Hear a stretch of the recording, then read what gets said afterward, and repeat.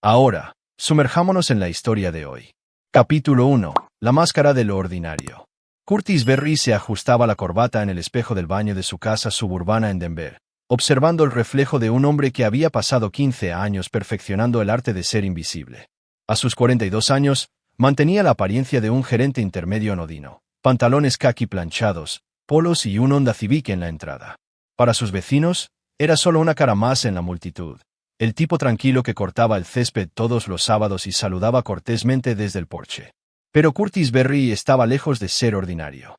Hace 20 años, había sido Curtis el fantasma Berry, el lugarteniente más joven en las operaciones del oeste de la familia criminal romano. A los 25 años, controlaba las rutas de la droga desde México hasta Canadá. Imponía respeto a través de una brutalidad calculada y había eliminado a más rivales que la mayoría de los hombres de su edad habían tenido entrevistas de trabajo. Había construido un imperio en las sombras, amasado una riqueza que haría llorar a los ejecutivos de Wall Street, y se había ganado una reputación que hacía que criminales curtidos se santiguaran al oír su nombre. Entonces conoció a Cecilia Curry en un evento benéfico. Una abogada hermosa y ambiciosa con cabello color miel y ojos verdes que parecían ver a través de su fachada cuidadosamente construida.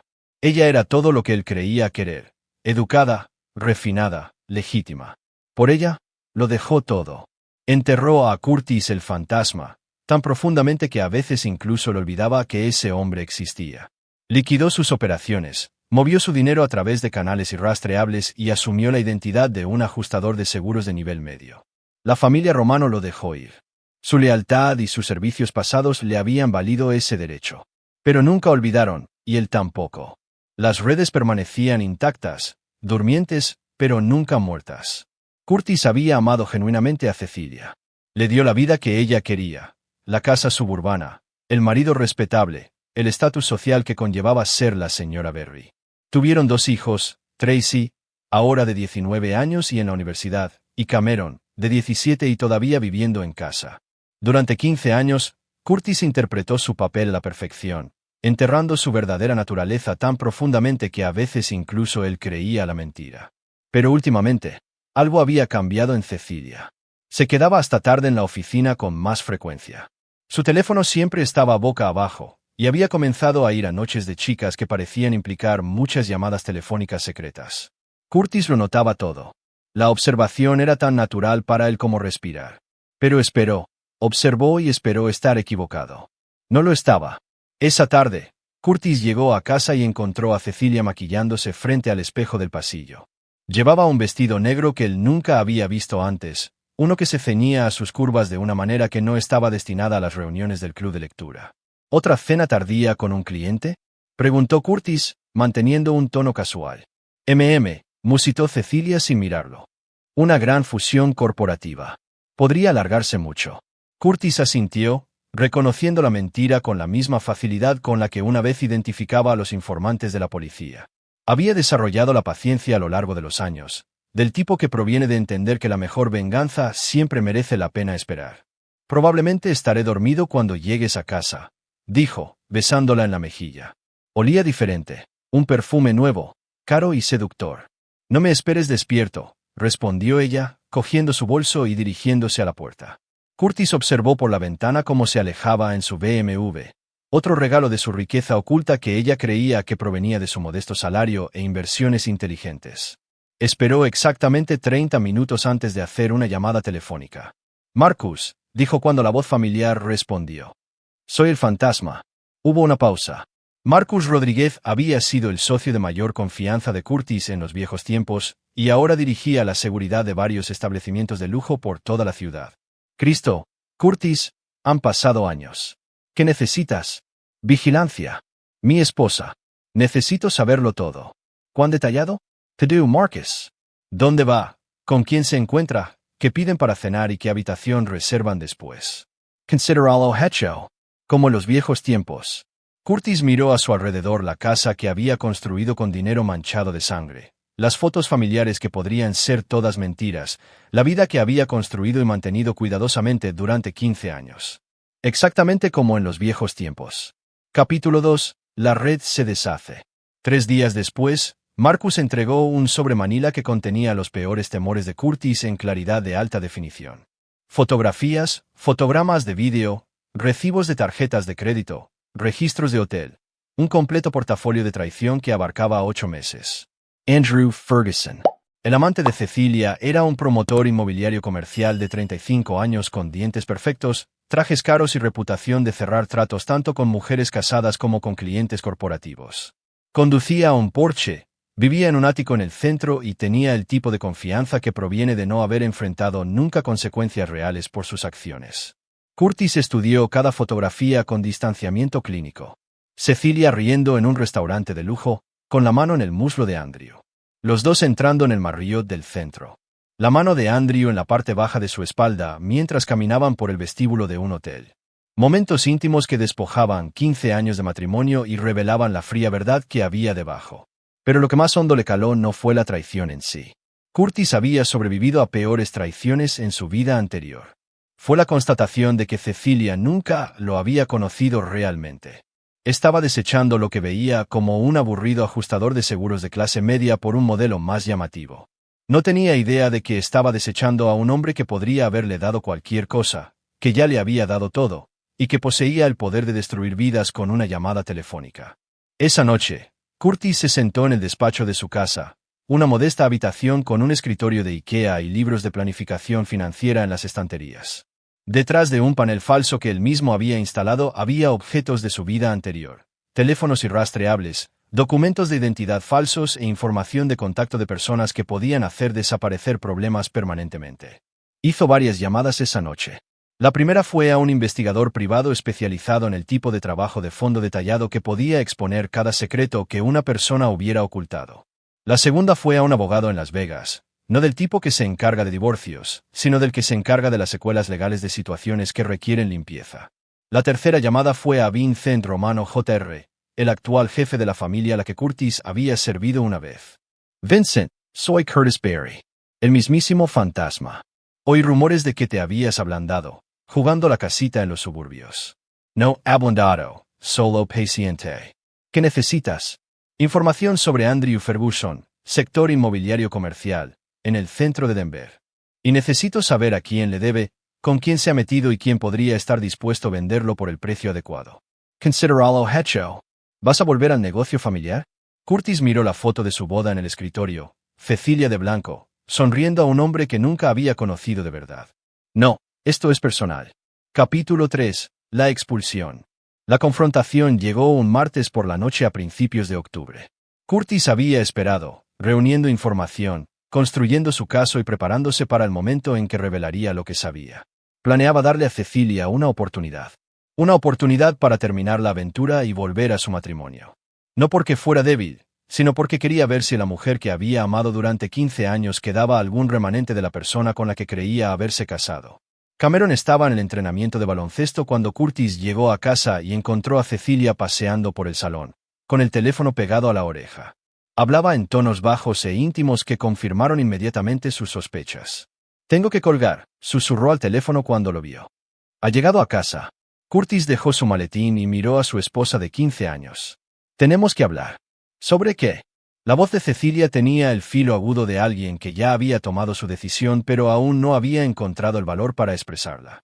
Curtis sacó su teléfono y buscó las fotos que Marcus le había proporcionado.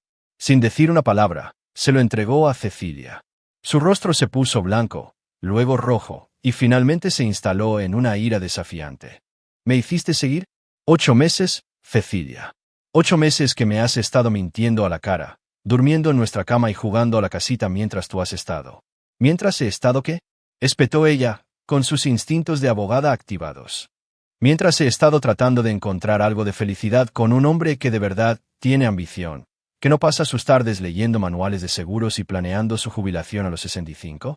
Las palabras golpearon a Curtis como golpes físicos, pero mantuvo su expresión neutral.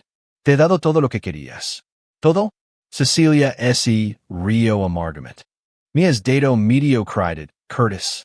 Una casa suburbana, una vida de clase media y un marido que se contenta con ser invisible para siempre. Andrew tiene visión. Tiene impulso. Va a llegar lejos. Curtis sintió algo frío y familiar asentarse en su pecho. El mismo sentimiento que había experimentado años atrás cuando descubrió que su lugarteniente, Tony Mone, Estaba desfalcando el dinero de la droga y planeaba testificar en su contra. Fue el momento en que toda emoción se desvaneció, dejando solo el cálculo y la certeza de lo que debía hacerse. Entonces, termínalo, dijo en voz baja. Elige. Cecilia lo miró fijamente durante un largo momento, y Curtis vio cómo sopesaba sus opciones. Pudo verla considerar la vida cómoda que habían construido, la seguridad financiera, las conexiones sociales.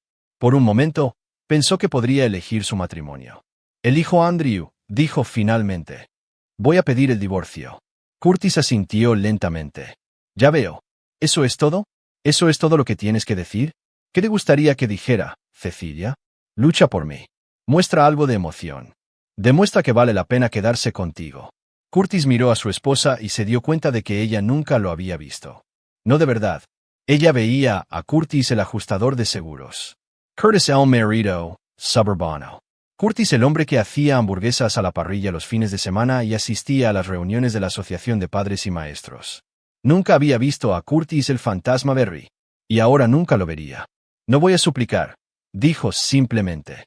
A la mañana siguiente, Curtis se despertó con gritos y el sonido de objetos golpeando la entrada. Miró por la ventana del dormitorio y vio a Cecilia arrojando su ropa desde la ventana, con el rostro desfigurado por la rabia. Se vistió con calma, hizo una única maleta con lo esencial y bajó las escaleras. Cecilia estaba de pie junto a la puerta principal, sosteniendo un sobremanila. «Eres un inútil bueno para nada», gritó lo suficientemente alto como para que los vecinos la oyeran. «Esta casa y todo lo que hay en ella me pertenece ahora. He solicitado el divorcio». Le arrojó los papeles del divorcio al pecho y le cerró la puerta en la cara. Curtis se quedó en el porche un momento, mirando la casa que había comprado con dinero ganado a través de la violencia y mantenido a través de 15 años de cuidadoso engaño. Sus vecinos lo observaban desde sus ventanas, probablemente sintiendo lástima por el tranquilo hombre de los seguros cuya esposa finalmente se había hartado. «Muy bien», dijo en voz baja a la puerta cerrada. Luego Curtis Berry caminó hacia su Honda Civic, condujo hasta un hotel del centro y comenzó a hacer llamadas telefónicas que lo cambiarían todo. Capítulo 4. El ajuste de cuentas comienza. El Marriott del centro tenía un centro de negocios que Curtis había utilizado muchas veces durante sus años manteniendo su fachada civil. Pero hoy, no era Curtis Berry, ajustador de seguros. Hoy, estaba haciendo el tipo de llamadas que requerían absoluta privacidad y conexiones irrastreables. Desde su habitación de hotel, Curtis abrió un ordenador portátil que nunca se había conectado a su red doméstica. Accedió a cuentas que habían permanecido inactivas durante 15 años, cuentas en bancos que no hacían preguntas, carteras de inversión gestionadas por empresas especializadas en la discreción y propiedades poseídas a través de sociedades pantalla que no tenían ninguna conexión aparente con Curtis Berry. La primera revelación habría dejado atónito a cualquiera que lo conociera como un trabajador de seguros de clase media. Curtis tenía un patrimonio de aproximadamente $47 millones. Dinero ganado a través de 15 años de operaciones de drogas, tratos de armas y varias empresas que existían en las sombras de los negocios legítimos. Dinero que había sido blanqueado, invertido y multiplicado a través de una gestión cuidadosa y el tipo de oportunidades que surgen de tener conexiones tanto en empresas criminales como legítimas. La segunda revelación era más peligrosa. Curtis nunca había dejado realmente atrás su antigua vida. Simplemente la había puesto a dormir, manteniendo relaciones y conexiones que podían activarse cuando fuera necesario. La familia Romano todavía lo consideraba un asociado.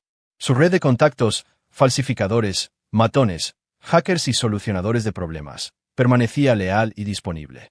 La primera llamada de Curtis fue a Elena Vázquez, una abogada inmobiliaria que le había ayudado a adquirir propiedades bajo varios nombres corporativos. En una hora, había preparado documentos que devastarían la comprensión de Cecilia sobre su propia vida. La casa es propiedad de Mountain View Holdings LLC, explicó Elena por teléfono. Una corporación que ha estado pagando la hipoteca, los impuestos y el seguro durante 15 años. Cecilia Berry nunca ha sido propietaria, nunca ha sido firmante y no tiene ningún derecho legal sobre la propiedad. Y Mountain View Holdings es propiedad de una subsidiaria de Romano Investment Partners, que es propiedad de Curtis Berry, terminó él, entre otras identidades. Curtis había pasado 15 años permitiendo que Cecilia creyera que estaban construyendo algo juntos cuando en realidad todo, la casa, los coches, las inversiones, le pertenecía a él a través de una red de corporaciones y estructuras legales que ella nunca podría haber imaginado. Su segunda llamada fue a Marcus Rodríguez. «Necesito un equipo», dijo Curtis. «Profesional, discreto y dispuesto a enviar un mensaje». «¿Qué tipo de mensaje?» «Del tipo que Andrew Ferguson entenderá perfectamente». El plan de Curtis era elegante y simple. Andrew Ferguson había construido su imperio inmobiliario con dinero prestado, tratos apalancados y el tipo de maniobras financieras que parecían brillantes en un mercado en alza pero que se volvían catastróficas cuando se aplicaba la presión equivocada. Curtis iba a aplicar esa presión de forma sistemática y sin piedad. Vincent Romano Jr. le había proporcionado información detallada sobre las operaciones comerciales de Andrew. El hombre estaba apalancado hasta el límite, con varios tratos importantes que dependían de una financiación que podía desaparecer con las llamadas adecuadas. Debía dinero a la gente equivocada. No a criminales, sino a inversores ricos que tenían el poder de destruirlo financieramente si perdían la confianza en sus habilidades. Pero a Curtis no le interesaba la mera destrucción financiera. Eso era demasiado limpio, demasiado distante. Quería que Andrew Ferguson entendiera exactamente lo que sucedía cuando alguien tomaba algo que pertenecía a Curtis Berry. A la mañana siguiente, Curtis contrató un servicio de coches de lujo y se dirigió a su antiguo barrio suburbano en un Escalade negro con cristales tintados. Llevaba un traje que costaba más que el salario mensual de la mayoría de la gente y portaba documentos que remodelarían la comprensión de la realidad de su esposa. El Escalade entró en la entrada de la casa que Curtis poseía pero que había permitido a Cecilia creer que era de ambos. Marcus Rodríguez y otro hombre con trajes caros, ambos moviéndose con la tranquila confianza de matones profesionales, se acercaron a la puerta principal. Curtis permaneció en el vehículo, observando a través de los cristales tintados mientras llamaban a la puerta. Cecilia abrió la puerta en bata, con el pelo revuelto, claramente sin esperar visitas. Curtis pudo ver cómo su confusión se convertía en preocupación al mirar a los dos hombres que no encajaban en el patrón habitual de visitantes suburbanos. Marcus le entregó un único documento, un aviso legal de desahucio y una orden judicial que otorgaba la posesión inmediata de la propiedad a Mountain View Holdings LLC. Incluso desde el coche, Curtis pudo ver cómo la cara de Cecilia se ponía blanca mientras leía el documento.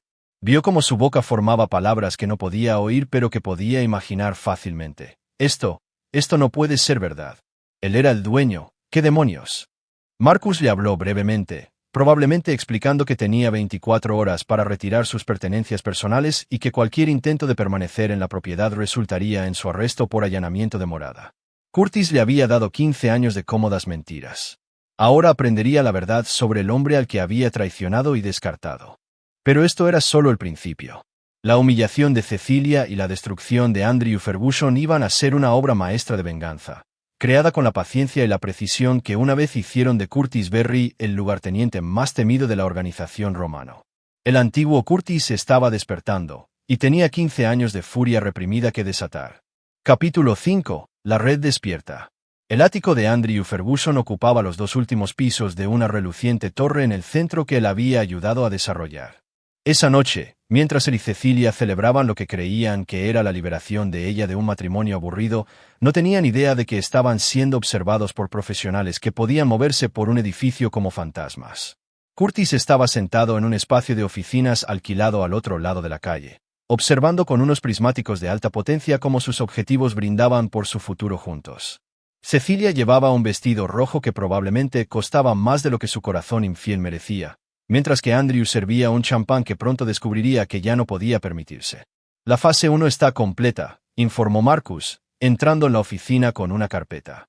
Tu esposa recibió el aviso de desahucio. Ha estado haciendo llamadas frenéticas a abogados toda la tarde.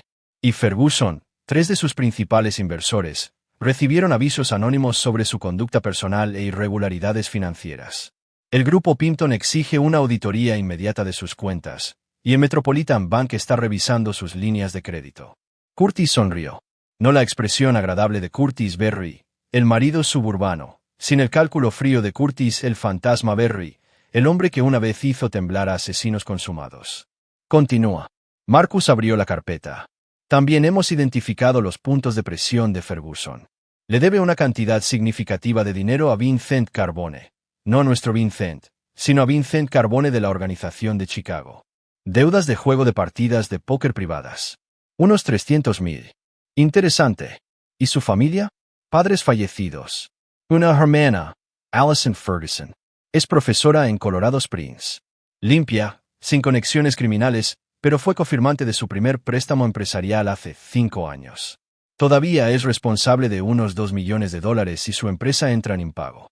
Curtis absorbió esta información con la misma precisión clínica que una vez utilizó para planificar expansiones de territorio y eliminaciones de rivales. Andrew Ferguson no solo iba a perder su dinero y su reputación.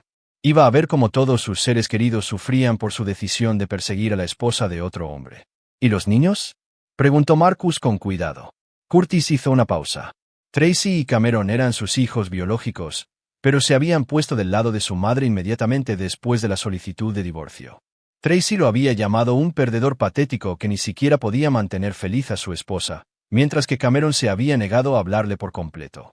La traición le dolió profundamente, pero Curtis había aprendido hace mucho tiempo que la sangre no significaba nada cuando se sopesaba con la lealtad.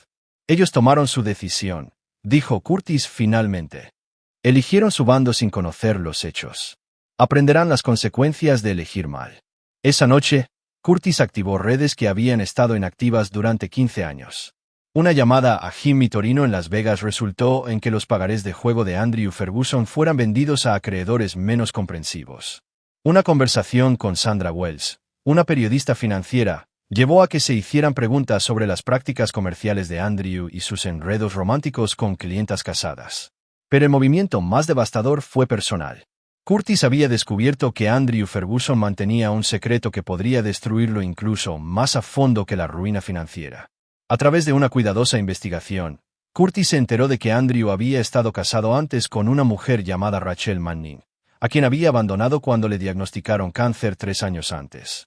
No solo la había dejado, sino que había ocultado activos durante su divorcio, dejándola con enormes facturas médicas mientras él mantenía su estilo de vida. Rachel Manning vivía ahora en un modesto apartamento, trabajando como contable a tiempo parcial a pesar de los continuos tratamientos de quimioterapia. Había intentado emprender acciones legales contra Andrew, pero carecía de los recursos para luchar contra sus caros abogados.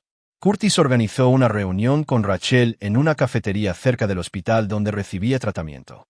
Señora Manning, dijo, sentándose en la silla frente a ella. Mi nombre es Curtis Berry. Me gustaría ayudarla a obtener justicia de su exmarido. Rachel era una mujer de aspecto frágil de unos 30 años, pero sus ojos tenían una dureza que Curtis reconoció, la mirada de alguien que ha sido traicionado y abandonado cuando más necesitaba apoyo. No puedo permitirme otro abogado, dijo en voz baja. No soy abogado, pero tengo recursos que pueden ayudarla a recuperar lo que él le robó. Curtis deslizó una tarjeta de visita sobre la mesa, no la de su compañía de seguros, sino una que lo presentaba como consultor de Mountain View Holdings. Andrew Ferguson destruyó su vida para su propia conveniencia. ¿Le gustaría devolverle el favor? 2 horas después, Rachel Manning salió de esa cafetería con un cheque de $50,000 para cubrir sus gastos médicos inmediatos y la promesa de que Andrew Ferguson pagaría por cada momento de sufrimiento que le había causado.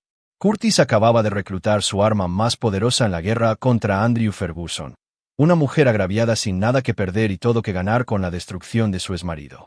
Las piezas estaban encajando, y Curtis el fantasma Berry estaba recordando porque una vez fue el hombre más temido de la organización romano. Capítulo 6. La primera sangre. El mundo de Andrew Ferguson comenzó a desmoronarse un miércoles por la mañana cuando llegó a su oficina y encontró a agentes del FBI ejecutando una orden de registro. El soplo anónimo sobre irregularidades financieras había desencadenado una investigación federal sobre sus prácticas comerciales, y sus ordenadores, archivos y registros estaban siendo confiscados como prueba. Curtis observó el caos desde el otro lado de la calle, bebiendo café y sintiendo la familiar satisfacción de un plan ejecutado a la perfección. El FBI no encontraría pruebas de delitos mayores. Andrew era codicioso y poco ético, pero no criminalmente sofisticado. Pero la investigación destruiría su reputación y desencadenaría la cascada financiera que Curtis había orquestado cuidadosamente. Al mediodía, 3 clientes importantes habían cancelado contratos por valor de más de $8 millones. El Metropolitan Bank había congelado sus líneas de crédito, a la espera del resultado de la investigación federal. El grupo Pimpton había exigido el reembolso inmediato de préstamos que Andrew no podía cubrir sin liquidar activos que ya estaban apalancados a otros acreedores. Pero la destrucción personal fue aún más satisfactoria. Rachel Manning celebró una rueda de prensa frente al edificio de oficinas de Andrew, flanqueada por periodistas que habían recibido pistas anónimas sobre su historia. Parecía frágil pero decidida mientras detallaba cómo Andrew había ocultado activos durante su divorcio, dejándola sola para hacer frente a los tratamientos contra el cáncer mientras él mantenía una aventura con una mujer casada. Andrew Ferguson es un hombre que abandona a todo el que lo necesita, dijo Rachel a las cámaras. Me dejó cuando luchaba por mi vida, y ahora está haciendo lo mismo con la familia de otro hombre. Mujeres como Cecilia Berry deberían saber exactamente con qué tipo de hombres se están involucrando. Las imágenes se emitirían en las noticias locales esa noche, y Curtis se había asegurado de que llegaran copias al bufete de abogados de Cecilia, a su círculo social y a cualquier otra persona que pudiera estar interesada en su juicio y carácter. Mientras tanto, Cecilia estaba descubriendo que su cómoda vida se había construido sobre cimientos que nunca había entendido. La casa había desaparecido. Los coches estaban siendo embargados por empresas de las que nunca había oído hablar, y las cuentas bancarias que creía que eran conjuntas se habían revelado como propiedades únicas de su marido separado. Se había mudado temporalmente con Andrew, pero su ático estaba a punto de ser embargado por los acreedores. Ambos estaban aprendiendo que su apasionado romance parecía mucho menos atractivo visto desde las ruinas de sus respectivas vidas. Esa noche, Curtis recibió una llamada de Vincent Romano Jr. Tu chico Ferguson está en un lío gordo, informó Vincent.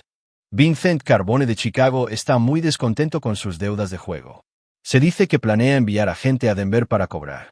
¡Qué desafortunado!, dijo Curtis sin rastro de simpatía. ¿Quieres que intervengamos? No. Deja que Carbone se ocupe de sus asuntos. Pero asegúrate de que Ferguson entienda que sus problemas no han hecho más que empezar. Curtis había pasado años aprendiendo que la venganza más efectiva era la integral. No bastaba con destruir a alguien financieramente.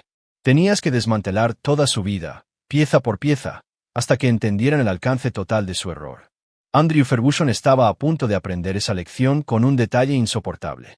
A la mañana siguiente, Curtis hizo una visita que habría sido imposible para Curtis Berry, el ajustador de seguros, pero que fue fácil para Curtis el fantasma Berry, ex lugarteniente de la familia Romano. Entró en el edificio de oficinas del centro donde Cecilia trabajaba como socia en un prestigioso bufete de abogados. Los guardias de seguridad no lo detuvieron.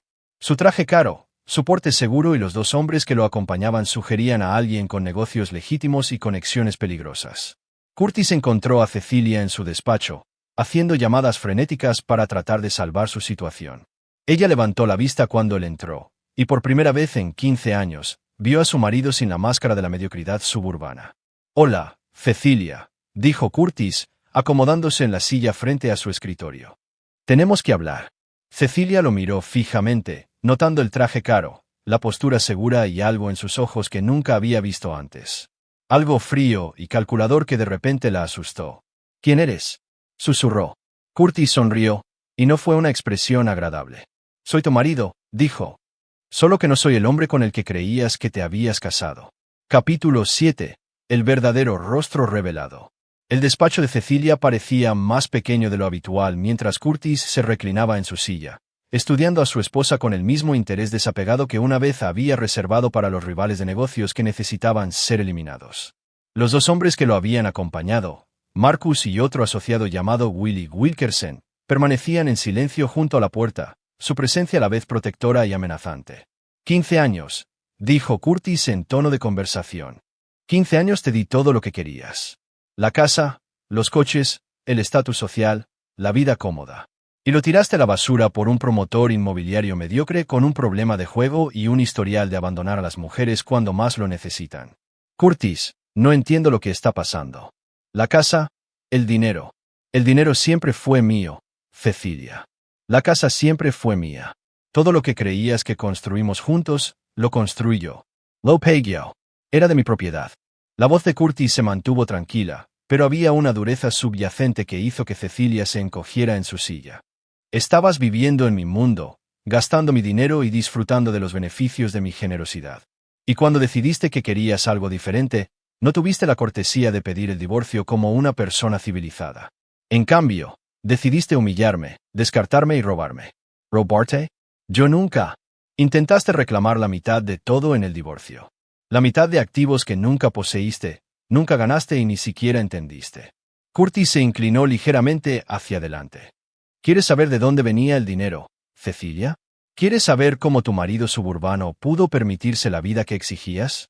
Cecilia lo miró fijamente, empezando a darse cuenta de que el hombre sentado frente a ella no era la misma persona con la que había vivido durante 15 años. Curtis sacó su teléfono y le mostró una fotografía, un recorte de periódico de hace 22 años. El titular decía: lugarteniente de los romanos sospechoso en la eliminación de una banda rival. La foto mostraba a un Curtis más joven esposado, con el rostro parcialmente oculto pero claramente reconocible. Curtis el fantasma Berry, dijo en voz baja. Dirigía operaciones de droga desde Denver hasta Seattle. Controlaba un territorio valorado en millones de dólares. Eliminaba a la gente que se cruzaba en mi camino y construí un imperio que me hizo rico más allá de lo que tu salario de abogada podría lograr jamás. El rostro de Cecilia se puso blanco. ¿Estás mintiendo? ¿Lo estoy? Curtis se desplazó por más fotos en su teléfono. Imágenes de transferencias de dinero, escrituras de propiedad, documentos corporativos que se remontaban a sociedades pantalla con conexiones con el crimen organizado. Cada dólar que gastaste, cada comodidad que disfrutaste, cada ápice de estatus social que atesoraste, todo provino de dinero manchado de sangre. Cecilia, has estado viviendo de las ganancias de la violencia durante 15 años, y ni siquiera lo sabías. Yo nunca habrías ¿qué? ¿Casar conmigo? ¿Aceptar el dinero? ¿Disfrutar del estilo de vida? La sonrisa de Curtis era afilada y fría. Hiciste todas esas cosas, Cecilia. Simplemente no te molestaste en preguntar de dónde venía.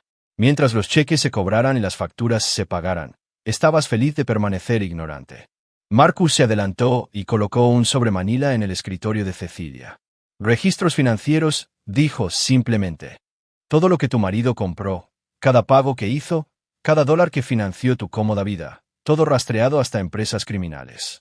Cecilia abrió el sobre con manos temblorosas, escaneando documentos que detallaban transferencias de dinero, compras de propiedades y carteras de inversión que pintaban un cuadro de riqueza mucho más allá de lo que había imaginado. ¿Por qué me muestras esto? Susurró. Porque quiero que entiendas lo que tiraste a la basura, dijo Curtis. Y quiero que entiendas lo que le pasa a la gente que me traiciona. Curtis se levantó, alisándose la chaqueta. Andrew Ferguson está a punto de aprender algunas lecciones muy duras sobre elegir a la mujer equivocada y crearse los enemigos equivocados. Su negocio se está derrumbando. Sus deudas están siendo reclamadas, y gente muy peligrosa lo está buscando. Tú elegiste atar tu futuro al suyo, lo que significa que vas a sufrir junto a él. Curtis, por favor.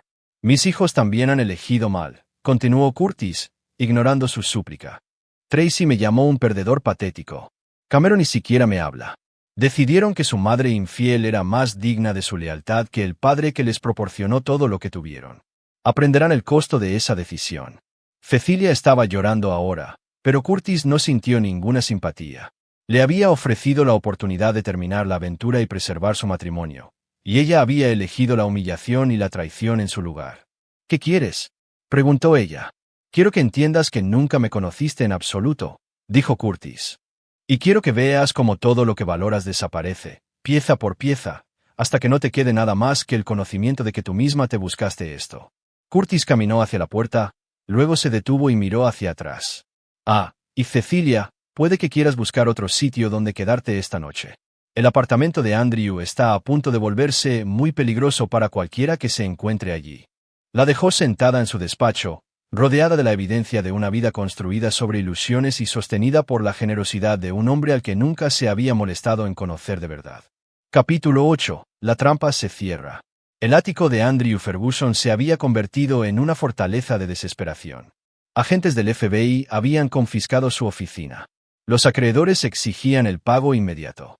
Y los socios de Chicago de Vincent Carbone habían dejado claro que sus deudas de juego se cobrarían de una forma u otra. Pero Andrew todavía creía que podía salvar la situación si tan solo encontraba la palanca adecuada, hacía el trato correcto o convencía a las personas adecuadas para que le dieran más tiempo. Estaba equivocado. Curtis había pasado 3 semanas orquestando una sinfonía de destrucción que estaba a punto de alcanzar su crescendo. Cada movimiento había sido calculado, cada punto de presión identificado y explotado, cada vía de escape sistemáticamente bloqueada. La trampa era elegante en su simplicidad. Curtis había utilizado sus conexiones para comprar las deudas de juego de Andrew a Vincent Carbone, junto con varias otras obligaciones significativas que Andrew tenía con varios acreedores. Legal y silenciosamente, Curtis ahora era el dueño de Andrew Ferguson. Cada activo, cada deuda y cada aspecto de su imperio en rápido colapso. Un jueves por la noche, mientras Andrew y Cecilia se acurrucaban en su ático tratando de planificar su próximo movimiento, Curtis llegó con un séquito que habría enorgullecido a la familia Romano. Marcus Rodríguez, Willie Wilkerson y otros 3 socios vestidos con trajes caros y moviéndose con la tranquila confianza de matones profesionales. Los guardias de seguridad del edificio no los detuvieron. Curtis había comprado el edificio a través de una de sus sociedades pantalla 2 días antes. Andrew abrió la puerta con el tipo de falsa bravuconería que los hombres desesperados adoptan cuando saben que están acorralados pero se niegan a admitirlo. ¿Qué demonios quieres?, exigió Andrew, tratando de bloquear la entrada. Curtis sonrió y le entregó un documento legal. Estoy aquí para cobrar lo que me debes. Andrew escaneó los papeles, su rostro palideciendo al darse cuenta de lo que estaba leyendo. Esto es imposible. Estas deudas pertenecen a varios acreedores que estuvieron dispuestos a vendérmelas con un descuento significativo, dijo Curtis con calma. Aproximadamente $7 millones en obligaciones totales, todas ahora propiedad de Mountain View Holdings LLC, que es de mi propiedad. Cecilia apareció detrás de Andrew. Todavía hermosa, pero mostrando la tensión de las últimas semanas. Cuando vio a Curtis, comprendió inmediatamente que su situación acababa de empeorar exponencialmente. Curtis, por favor, dijo. Podemos llegar a un acuerdo. Tuvimos un acuerdo durante 15 años, Cecilia. Lo rompiste cuando decidiste acostarte con él. Curtis señaló a Andrew con desprecio casual. Ahora ambos pueden vivir con las consecuencias. La desesperación de Andrew finalmente superó su miedo. No puedes hacer esto. Te llevaré a los tribunales. Te expondrá. Curtis se rió, un sonido desprovisto de humor que hizo que tanto Andrew como Cecilia retrocedieran involuntariamente. ¿Exponerme? ¿A quién? ¿Con qué pruebas? ¿Usando qué recursos? Curtis sacó su teléfono y le mostró a Andrew una serie de fotografías. Estas son fotos de tu hermana Allison saliendo de su escuela ayer. Parece preocupada, probablemente porque acaba de enterarse de que es responsable de $2 millones en préstamos en los que tú has incurrido en impago. Mis asociados son muy buenos rastreando a la gente que debe dinero. El rostro de Andrew se puso blanco. Deja a mi hermana fuera de esto. Tu hermana se involucró cuando confirmó tus préstamos. Igual que Cecilia se involucró cuando eligió acostarse con un hombre que me debía $millones. La voz de Curtis se mantuvo conversacional, pero la amenaza era inconfundible. Esto es lo que va a pasar. Vas a firmar la entrega de todos los activos que posees para saldar tus deudas. El ático, los coches, las cuentas de inversión, todo. Y luego vas a desaparecer de Denver y no volverás jamás. Why is mini ego? Marcus se adelantó, metiendo la mano en su chaqueta lo suficiente como para revelar la empuñadura de una pistola. Entonces lo arreglamos a la antigua. Curtis no tenía intención de dañar realmente a Andrew o a Cecilia. Eso habría sido ineficiente e innecesariamente arriesgado, pero ellos no lo sabían, y su miedo era casi tan satisfactorio como su destrucción. Tienes 24 horas para liquidar todo y transferir las ganancias a las cuentas que yo especifique, continuó Curtis. Si no cumples el plazo, mis asociados comenzarán a cobrarle a tu hermana, a tus amigos y a cualquiera que pueda ayudar a cubrir tus deudas. Andrew firmó los papeles con manos temblorosas. Pero Curtis no había terminado. Y Andrew, las deudas de juego de Chicago, esas siguen siendo tu problema. Vincent Carbone no es tan razonable como yo. Él espera su dinero en efectivo y no acepta transferencias de propiedad ni planes de pago. Curtis había orquestado la trampa perfecta. Andrew Ferguson perdería todo a manos de Curtis a través del cobro legal de deudas y luego se enfrentaría a una presión adicional de los acreedores de Chicago que exigirían un pago que ya no tenía la capacidad de proporcionar. Mientras Curtis y sus asociados se preparaban para irse, Cecilia lo agarró del brazo. ¿Qué hay de Tracy y Cameron?, preguntó desesperadamente. Curtis la miró con el mismo frío desapego que una vez había reservado para los rivales de negocios que habían sobrevivido a su utilidad. Ellos te eligieron a ti por encima de mí, dijo simplemente. Pueden vivir con las consecuencias de esa elección. A partir de ahora, están solos. Curtis Berry, tanto el ajustador de seguros suburbano como Curtis el fantasma Berry, estaba oficialmente muerto. Lo que quedaba era algo más duro, más frío e infinitamente más peligroso. Un hombre que lo había dado todo por amor y había recibido traición a cambio. Capítulo 9. El ajuste de cuentas final. 6 meses después, Curtis Berry estaba sentado en su nueva oficina, una suite reluciente en el último piso de un rascacielos del centro de Denver que poseía a través de una red de corporaciones legítimas. El ajustador de seguros había desaparecido para siempre, reemplazado por un consultor especializado en la resolución de problemas para clientes que podían permitirse discreción y resultados. La ciudad se extendía bajo él como un tablero de ajedrez, donde había capturado sistemáticamente cada pieza que importaba. Andrew Ferguson había huido de Denver 2 semanas después de firmar la entrega de sus activos, pero la gente de Vincent Carbone lo había localizado en Phoenix. El proceso de cobro había sido brutal pero eficiente. Andrew ahora trabajaba como guardia de seguridad en el turno de noche en un almacén, vivía en un estudio y enviaba cada dólar sobrante para pagar deudas que lo mantendrían en la pobreza por el resto de su vida. Su hermana Allison había perdido su casa y vivía con parientes, todavía responsable de préstamos que su hermano nunca podría pagar. A Cecilia no le había ido mejor. Su bufete de abogados le había sugerido discretamente que buscara otro empleo después de que la investigación del FBI sobre las finanzas de Andrew revelara su implicación romántica con un cliente bajo escrutinio federal. Ahora trabajaba para un pequeño bufete que se encargaba de casos de lesiones personales y procedimientos de divorcio, muy lejos de la prestigiosa práctica corporativa que una vez había disfrutado. La casa en los suburbios estaba vacía, un monumento a las promesas rotas y la confianza mal depositada. Curtis había considerado venderla, pero decidió conservarla como un recordatorio de los 15 años que había pasado viviendo la definición de éxito de otra persona. Pero las víctimas más dolorosas fueron Tracy y Cameron.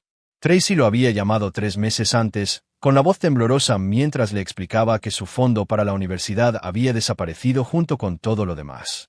No podía pagar la matrícula, no podía obtener préstamos estudiantiles sin un cofirmante y no podía entender cómo su padre, a quien había descartado como un perdedor patético, había logrado destruir su futuro tan completamente. «Papá, por favor», había suplicado. «Sé que dije cosas terribles, pero estaba enfadada y confundida. Mamá nos dijo que estabas teniendo un colapso nervioso, que estabas siendo irrazonable con el divorcio. No lo sabíamos. No queríais saberlo», había respondido Curtis en voz baja. «Elegisteis creer sus mentiras en lugar de pedirme la verdad. Me llamaste patético sin entender nada sobre quién soy o lo que he hecho por esta familia. Lo siento mucho, papá. Por favor, haré cualquier cosa». El momento de las disculpas era antes de que eligierais bando, había dicho Curtis, y luego colgó. Lo de Cameron había sido aún más devastador. A los 17 años, era lo suficientemente mayor para entender el alcance total de lo que había sucedido, pero lo suficientemente joven como para necesitar todavía el apoyo de su padre. Había intentado suicidarse 2 meses antes, un acto desesperado que lo había llevado a cuidados psiquiátricos y lo había dejado roto de formas que quizás nunca sanarían por completo. Curtis lo había visitado una vez en el hospital, mirando a su hijo a través de un cristal a prueba de balas y sintiendo que algo se rompía dentro de su pecho. Cameron había envejecido años en cuestión de meses, su rostro demacrado y sus ojos huecos con el tipo de desesperación que proviene de ver que todo lo que creía sobre tu vida se revela como una mentira. «¿Por qué?», había susurrado Cameron por el intercomunicador. «¿Por qué dejaste que te odiáramos? ¿Por qué no nos dijiste la verdad? Porque quería que me eligierais basándoos en quién era yo para vosotros, no en lo que podía daros», había respondido Curtis. «Y elegisteis a vuestra madre en su lugar. Éramos niños. No lo entendíamos. Tienes 17 años, Cameron. Lo suficientemente mayor para tomar decisiones y vivir con las consecuencias». Curtis había salido del hospital ese día sabiendo que nunca volvería a ver a su hijo. Cameron crecería en la pobreza, marcado por la traición de su padre y las mentiras de su madre. Y Curtis viviría con el conocimiento de que su necesidad de venganza había destruido a las 2 personas que más amaba en el mundo. Pero Curtis el fantasma Berry había aprendido hace mucho tiempo que algunos precios valía la pena pagarlos, y algunas traiciones nunca podían ser perdonadas. Un golpe en la puerta de su oficina interrumpió sus pensamientos. Marcus Rodríguez entró, llevando una carpeta y con el tipo de expresión que sugería noticias importantes. «La gente de Vincent Carbone encontró a Andrew Ferguson», informó Marcus. «La policía de Phoenix lo llama un robo que salió mal, pero ambos sabemos que no fue así». Curtis asintió sin emoción. La muerte de Andrew Ferguson era desafortunada pero predecible. Los hombres que debían dinero a la organización de Chicago rara vez vivían lo suficiente para pagar sus deudas por completo. ¿Y la señora Berry? Trabajando para un bufete que se ocupa de casos de resbalones y caídas, viviendo en un apartamento de una habitación en Aurora. Ha engordado, Bebe demasiado y pasa las noches llamando a hombres de sitios de citas que nunca le devuelven la llamada. ¿Los niños? Tracy dejó la escuela y trabaja en un restaurante en Fort Collins. Cameron vive en un hogar grupal para adolescentes con problemas. Ninguno de los dos ha intentado contactarte en más de 2 meses. Curtis absorbió esta información con el mismo distanciamiento clínico que una vez había utilizado para evaluar el territorio enemigo. Su familia estaba destruida, esparcida a los vientos como los escombros de una explosión. Andrew Ferguson estaba muerto. Y Curtis Berry, ambas versiones de él, había ganado por completo. Entonces, ¿por qué la victoria sabía a cenizas? Curtis caminó hacia la ventana y miró la ciudad que ahora controlaba desde las sombras. Tenía dinero, poder, respeto y el tipo de reputación que hacía que la gente peligrosa se apartara cuando entraba en una habitación. Tenía todo lo que una vez había poseído como Curtis el fantasma Berry, más la sabiduría que provenía de 15 años de esconderse entre gente corriente. Pero estaba completamente solo. Su teléfono vibró con un mensaje de texto de Tracy. «Papá, por favor. Estoy embarazada y no tengo a dónde ir. Sé que no merezco tu ayuda, pero el bebé no eligió nada de esto». Curtis miró el mensaje durante mucho tiempo, sintiendo algo que podría haber sido su conciencia, agitándose después de meses de cálculo despiadado.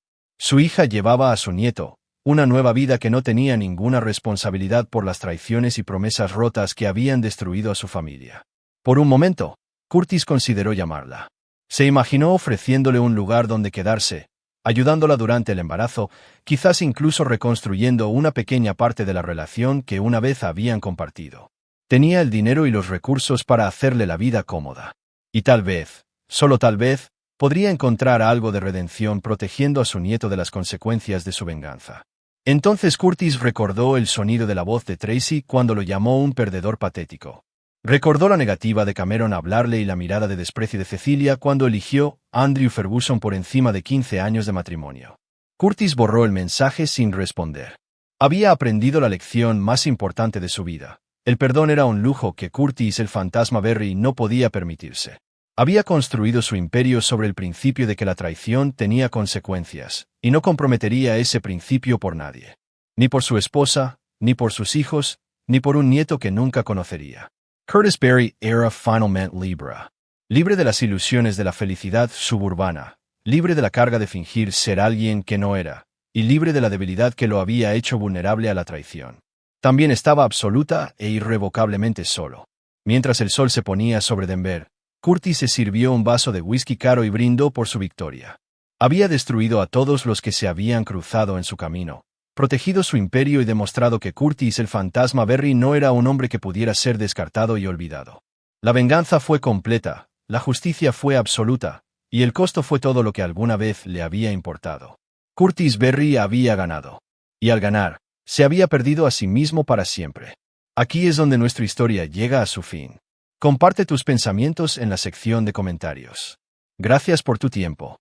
Si te ha gustado esta historia, por favor, suscríbete a este canal. Haz clic en el vídeo que ves en pantalla y nos vemos.